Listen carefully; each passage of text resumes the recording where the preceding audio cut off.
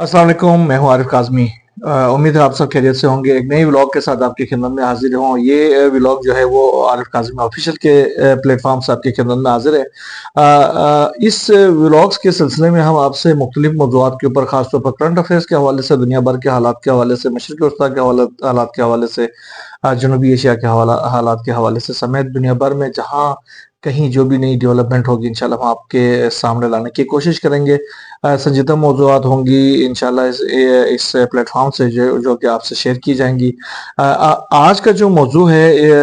ये खास तौर पर दो मौज़ूआत के ऊपर है। एक तो जो वहीं सुलगता हुआ मौजू है जो कि जनूबी एशिया में इस वक्त सूरत हाल है। दूसरी तरफ जो अफगानिस्तान के साथ जो अफगान महाजरीन की रिपेट्रिएशन का जो सिलसिला है उस हवाले से कुछ खबरें हैं बड़ी अहम किस्म की जो कि आपसे शेयर करना मकसूद है। सबसे पहले हम बात करते हैं अफगान महाजरीन का, जो कि 1979 से अब तक पाकिस्तान में एक बड़ी तादाद में मौजूद है। तकरीबन 40 लाख से जायद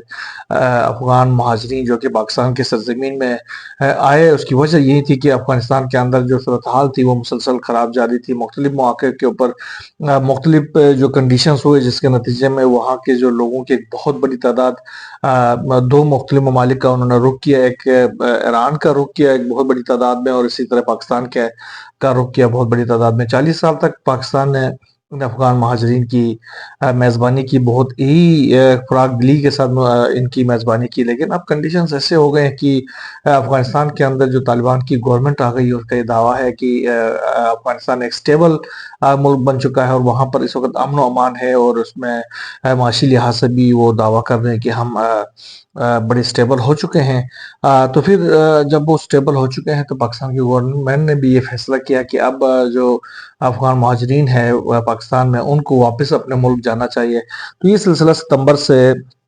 इस साल सितंबर से शुरू कर दिया गया था उनको वापस भेजने का। खास तौर पर जो इलीगल अफगान महाजरीन थे उनको भी भेजा जाने लगा, और साथ साथ जो अफगान सिटीजन कार्ड रखने वाले जो महाजरीन थे उनको भी वापस भेजना शुरू कर दिया गया। सितंबर से अब तक जो इतलात आ रही थी कि तकरीबन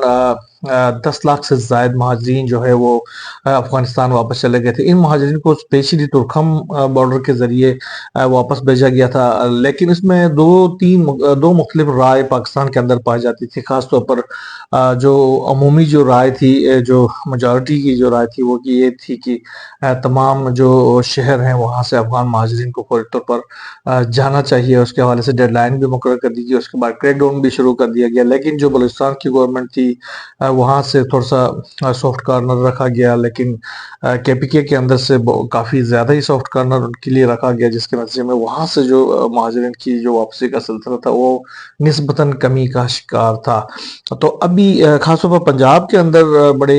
पैमाने पर क्रैकडाउन भी किया गया और उनको गिरफ्तार भी करके कुछ अफगान महाजरीन को जो कि इलीगल थे वो वापस भेजा गया। तो इसी तरह सिंध से भी। लेकिन अब जो खबरें सामने आ रही है उसमें ये कहा जा रहा है कि जो अफगान महाजरीन यहाँ से तुर्कम बॉर्डर के जरिए जा रहे थे उनकी एक बहुत बड़ी तादाद जो है वो चमन बॉर्डर के जरिए वापस पाकिस्तान पहुंची है। तो ख्याल ये किया जा रहा है तकरीबन कोई निसफ के करीब यानी 70% के करीब का कहा जा रहा है बस खबरों के मुताबिक कि अफगान महाजरीन जो है कि अफगानिस्तान भेजे गए थे वो वापस पहुंच चुके हैं, और वो उन्होंने तुर्कम बॉर्डर से तो गए थे, चमन बॉर्डर के जरिए वापस आने के बाद उन्होंने अपना ठिकाना जो कोशिश करते हैं कि वो केपीके के अंदर वो चले जाएं, क्योंकि वहां पर जो अली मीर गंडरपुर साहब की जो गवर्नमेंट है उन्होंने काफ़ी ज़्यादा सॉफ्ट कॉर्नर रखा हुआ था अफगान महाजरीन के हवाले से, जिसके नतीजे में वहाँ पर इस तरीके से उनको वापस भेजने के लिए सरगर्मी भी नहीं दिखाई गई, जिसके नतीजे में अब जो है अफगान महाजरीन की जो बड़ी तादाद है वो जो वापस आ रही है तो वो केपीके का रुख कर रही है। तो ये कुछ सूरत-हाल है, ये अलार्मिंग सूरत-हाल भी है, क्योंकि पाकिस्तान की जानिब से ये भेजा गया था। इसके हवाले से खासतौर पर जो अक़वाम मुत्तहिदा की का जो इदारा बराए जो महाजरीन है उनको भी इस हवाले से बाकायदा तौर पर आगाह कर दिया गया था। इंटरनेशनल कम्युनिटी को भी आगाह किया गया था, और फिर तालिबान गवर्नमेंट के साथ भी इस हवाले से बातचीत हो गई थी, जिसके बाद से ये सारा सिलसिला शुरू हो गया था। लेकिन ये अब ये जो ब्रेकिंग सूरत-हाल कंडीशन और खबरें सामने आ रही हैं कि अफगान महाजरीन की तकरीबन 70% जो है वापस पाकिस्तान पहुंच चुकी है। दूसरे راستے سے. تو یہ اس میں یہ کہا جا رہا ہے کہ اس وقت جو پریویلنگ کنڈیشنز ہے خاص طور پر پاکستان اور بھارت کے درمیان جو کشیدگی کا اس کا فائدہ اٹھا کر، چونکہ جو ان بارڈروں کے اوپر پاکستان کی توجہ تھوڑی سی نسبتاً کم ہو گئی، تو اس کا فائدہ اٹھاتے ہوئے وہ افغان مہاجرین جو ہے وہ واپس آ گئے ہیں، اور انہوں نے یہاں پر کے پی کے اندر اپنے رہائش اختیار کی ہوئی ہے. تو یہ اس حوالے سے آنے والے دنوں میں ہم صورتحال جو بھی ہوتی ہے بہرحال آپ سے شیئر کرتے رہیں گے. لیکن پاک بھارت تعلقات کے حوالے سے جو کشیدگی خاص طور پر پہلگام واقعے کے بعد سے جو جاری ہے، اس میں ڈیولپمنٹ یہ ہے کہ دونوں ممالک کی جانب سے ایک دوسرے کے خلاف جو دھمکی آمیز جو لہجہ تھا وہ برقرار رکھا گیا تھا. ساتھ ساتھ پاکستان کی جانب سے یہ کوشش کی جا رہی تھی کہ کسی طرح ریسٹرین کا ایک سلسلہ شروع ہو جائے اور دونوں ممالک جو ہے وہ جنگ کی طرف نہ جائے بلکہ امن کی طرف لوٹ آئے، مذاکرات کی طرف لوٹ آئے اور امن بحال ہو، اور اس طرح کی یہ جو کشیدہ صورتحال ہے، دھمکی آمیز جو رویہ ہے وہ جاری نہ رکھا جائے. اس حوالے سے پاکستان کی جانب سے تحقیقات کے لیے اپنا آپ کو پیش بھی کیا گیا اور کہا گیا کہ انٹرنیشنل جو آزاد جو ممالک ہیں، کمیونٹی ہے، وہ جو ہے اقوام متحدہ ہے، پھر دیگر جو بڑے ممالک ہیں، وہ ایک آزادانہ کمیشن تشکیل دے کے اس کی تحقیقات کریں ایز اے ہول. یہ جو پہلگام کا جو واقعہ ہے اس کی بھی تحقیقات کریں، اور پاکستان ہر قسم کی اس حوالے سے اپنے جو مدد کرنے کے لیے تیار ہے، ہیلپ کرنے کے لیے تیار ہے. لیکن مودی سرکار کی جانب سے اس حوالے سے کوئی جواب نہیں دیا گیا، اور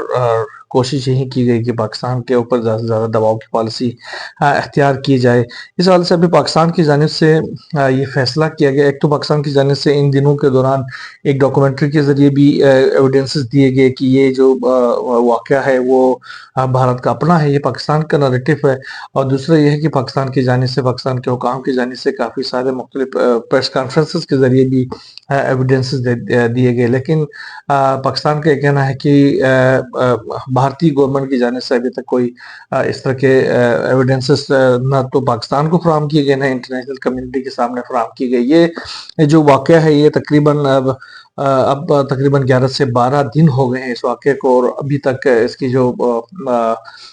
کشیدگی اس کی تو برقرار ہے، لیکن بھارت جو ہے اس نے خاص کوئی ایویڈنسز دنیا کے سامنے شیئر کرنے میں ناکام رہا، جس کے نتیجے میں ابھی جو دنیا کے جو مختلف ممالک کو جہاں پر بھارت کی جانب سے یہ کہا جا رہا کہ جو بھی وہ جا رہا اور پاکستان کے خلاف اپنا بیانیہ ہی کریٹ کرنے کی کوشش کر رہا، تو وہاں سے یہ باتیں سامنے آ رہی ہیں کہ وہ ممالک بھارت کو یہ مشورہ دے رہی ہیں کہ وہ پاکستان کے ساتھ کسی ایسی کنڈیشنز کی طرف نہ جائے جس سے خطے کے اندر ایک ٹوٹل وار کا سلسلہ شروع ہو جائے، بلکہ اسٹیل میٹ کی طرف جائے اور بات چیت کے ذریعے اس معاملے کو ختم کرنے کی کوشش کی جائے. اس حوالے سے امریکہ نے بھی بھارت کو یہ باور کرایا کہ مذاکرات سے ہی باتیں یہ معاملہ حل ہو سکتا ہے. رشیا کی جانب سے بھی ایسی باتیں کی گئی، سوئٹزرلینڈ کی جانب سے یہ باتیں کی گئی، اور ساتھ ساتھ یورپی یونین کی جانب سے بھی بھارت کو یہ مشورہ دیا گیا. ابھی ایران کے جو وزیر خارجہ ہیں وہ آج پاکستان وہ پہنچے ہیں پاکستان میں، اور وہ بھی اس حوالے سے ثالثی کا انہوں نے پیشکش کیا تھا، اور انہوں نے ابھی پہل کرتے ہوئے پاکستان بھی آئے ہیں. وہاں پر یہاں وہ پاکستان کے حکام سے اس حوالے سے بات کریں گے، اس کے بعد وہ بھارت بھی جائیں گے اور وہاں پر جو حکام ہیں ان سے بھی اس حوالے سے بات کر کے کسی طریقے سے معاملات کو مذاکرات کے ٹیبل پہ لانے کی کوشش کریں گے. پاکستان کی جانب سے فیصلہ کیا گیا ہے کہ اس کشیدگی کے حوالے سے اقوام متحدہ کو ایک بریفنگ دی جائے گی، جس میں تمام تر یہ جو حقائق ہیں پہلگام کا جو واقعہ ہے اور اس کے بعد کی جو صورتحال ہے اس کے حوالے سے تمام تر بریفنگ دے کے ان کو آگاہ کیا جائے گا. دوسری طرف جو ہے پہلگام تحقیقات کے حوالے سے بھارت کے اندر بھی ابھی ان کی جو تحقیقاتی ایجنسی ہے NIA نیشنل انویسٹیگیشن ایجنسی، تو وہ بھی کوشش کر رہی ہے کہ کسی طریقے سے تحقیقات کریں. تو اس حوالے سے ابھی کچھ چیزیں جو سامنے آئی ہے اس میں یہ کہا گیا ہے کہ یہ جو حملہ تھا اس میں افغانستان سے لایا گیا جو اسلحہ تھا، جدید ترین جو امریکی استعمال شدہ اسلحہ تھا، وہ اس میں یوز ہوا ہے. اور دہشت گردوں نے اپنی جو ٹوپیاں تھی اس میں کیمرے نصب کیے ہوئے تھے، اور وہ جو تمام جو واقعہ ہو رہا تھا تو اس کو انہوں نے باقاعدہ طور پر اور اس کی مووی بنائی ہے، فلم بنا دی ہے. تو یہ واقعات، یہ ابھی انویسٹیگیشن میں بھارت کی جانب سے کچھ چیزیں سامنے آئی ہے. تو پاکستان کی جانب سے یہ کہا جا رہا ہے کہ دیکھیں افغانستان کے اندر جو اسلحہ ہے، امریکی اسلحہ جو رہ گیا تھا، وہ طالبان کی جو گورنمنٹ کی جانب سے اس کی مس ہینڈلنگ تو کی گئی ہے. اس کے لیے تو ساری دنیا جانتی ہے، اور اس کا ایک بڑا حصہ دہشت گردوں میں ہاتھ میں بھی چلا گیا ہے، اور وہ ٹی ٹی پی کے ہاتھ میں بھی چلا گیا. اور پاکستان نے نہ صرف اس حوالے سے اقوام متحدہ کو، نہ صرف امریکہ کو، نہ صرف افغانستان کی گورنمنٹ کو، بلکہ دنیا کے تمام جو اہم ممالک ہیں ان کو بھی یہ آگاہ کر دیا ہے کہ جو افغانستان میں جو امریکی اسلحہ تھا وہ پاکستان کے خلاف استعمال ہو رہا، اور ٹی ٹی پی استعمال ہو رہا. پاکستان کا یہ الزام بھی ہے کہ ٹی ٹی پی کو تمام تر فنڈنگ اور ٹریننگ اور تمام تر سہولت کاری جو ہے وہ انڈیا کے جانے سے کی جا رہی ہے. تو اب پاکستان کا یہ موقف ہے ویسے بھی کہ اگر افغانستان میں امریکی جو اسلحہ تھا وہ اگر اس میں استعمال ہو گیا ہے، تو پھر اس میں تو ہم تو پہلے ہی اس اسلحے کا شکار رہے ہیں. پاکستان سب سے زیادہ اس اسلحے کے ذریعے دہشت گردی کا شکار رہا ہے، چاہے وہ بلوچستان کے اندر ہو، یا پھر کے پی کے اندر ہو، یا پھر پنجاب کے مختلف علاقوں کے اندر جو طالبان، تحریک طالبان پاکستان سے ریلیٹڈ جو دہشت گردی کی کاروائیاں ہوتی ہیں، یا پھر بی ایل اے اور پھر جو بلوچ نیشنلسٹوں کی جو کاروائیاں ہوتی ہیں، اس میں وہی جو افغانستان سے لایا گیا امریکی اسلحہ استعمال ہوتا ہے. اور ان تمام جو دہشت گرد جو گروپس ہیں اس کے حوالے سے پاکستان کا یہ موقف ہے کہ یہ جو گروپس ہیں وہ بھارت کے ذریعے آپریٹ ہوتے ہیں، اور بھارت ان کو فنڈنگ کرتا ہے، بھارت ان کو ٹریننگ کرتا ہے، بھارت ان کی سہولت کاری کرتا ہے، جس کے نتیجے میں وہ پاکستان کے خلاف انہوں نے جنگ کا آغاز کیا ہوا. تو یہ تو پاکستان کا نریٹو ہے. اب آنے والے دنوں میں اس حوالے سے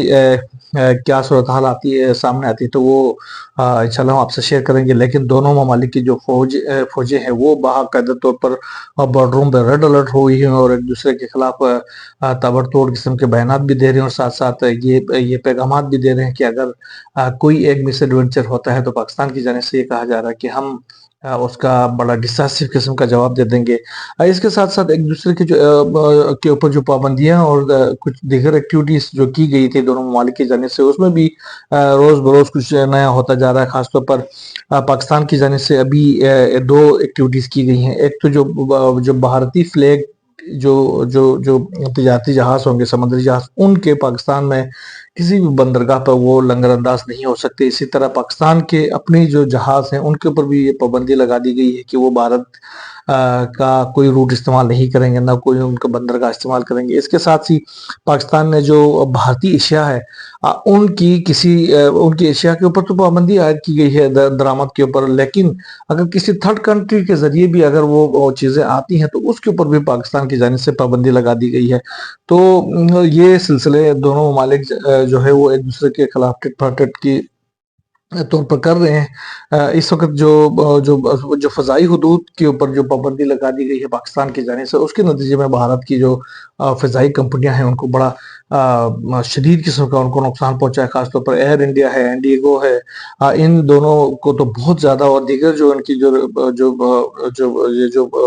ایئر لائنس ہے وہ بھی بہت شدید مالی بحران کا شکار ہے، اور بھارت کی جو سرکار ہے ان سے وہ مالی تعاون کا مطالبہ کر رہی ہیں. تو اگر یہ جو دونوں ممالک کے درمیان کشیدگی ختم ہوتی ہے، بات چیت کے ذریعے معاملات حل کیے جاتے ہیں، تو یہ تمام تر جو نقصانات کا سلسلہ ہے وہ ختم ہو سکتی ہے. لیکن اگر اسی طرح بار مونگرنگ رہی تو آنے والے دنوں میں بھی دونوں ممالک کے لیے اکنامک لوسز کا سلسلہ جاری رہے گا. بہرحال ہم دعا کریں گے کہ دونوں ممالک جو ہے وہ بات چیت کے ذریعے معاملات حل کرنے کی طرف جائے. آنے والے دنوں میں جو بھی نئی ڈیولپمنٹ مشرقی وسطیٰ کے خطے سے، جنوبی ایشیا کے خطے سمیت جو دنیا بھر سے سامنے آتی رہیں گے، انشاءاللہ ہم آپ سے شیئر کرتے رہیں گے. یہاں بس اتنا ہی. اللہ حافظ.